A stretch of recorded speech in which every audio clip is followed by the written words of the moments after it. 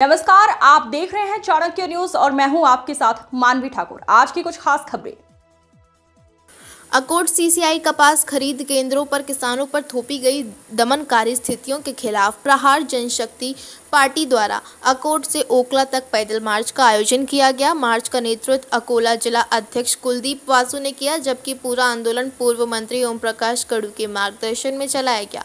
मार्च में बड़ी संख्या में किसान, युवा और कार्यकर्ता शामिल हुए। अकोला छावा संगठन के उपाध्यक्ष निर्वृति पाटिल, मानधन ट्रस्ट के समन्वयक नीलकंठ वासु पाटिल और रयात शेतकारी संगठन के श्री खोड़के ने मार्च के लिए अपने सक्रिय समर्थन की घोषणा की। पूरा इलाका सीसीआई की मनमानी बंद करो, दमनकारी शर्तें रद्द करो, किसानों को न्याय दो जैसे नारों से गूंज रहा था। मार्च के प्रतिनिधि अकोला में जिला कलेक्टर कार्यालय को एक ज्ञापन सौंपकर तत्काल उपाय करने की मांग करेंगे। उन्होंने चेतावनी दी कि अगर उनकी मांगों को नजरअंदाज किया गया तो वे संघर्ष को और तेज करेंगे।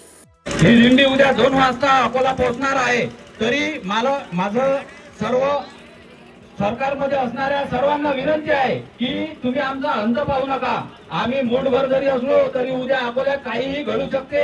आम्ही ही जी आमची मागणी आहे शेतकऱ्यांसाठी, ही मागणी पूर्ण केल्याशिवाय अकोला उद्या सोडणार नाही। कारण की जे शेतकऱ्यांना तुम्ही चोरांच्या यादीत उभं केलेलं आहे, त्यांचा स्वतःचा सातबारा असून तुम्ही त्यांना ॲफिडेव्हिट मागत आहात, तुम्ही त्यांच्या एका एकरावर 5 क्विंटल घेता।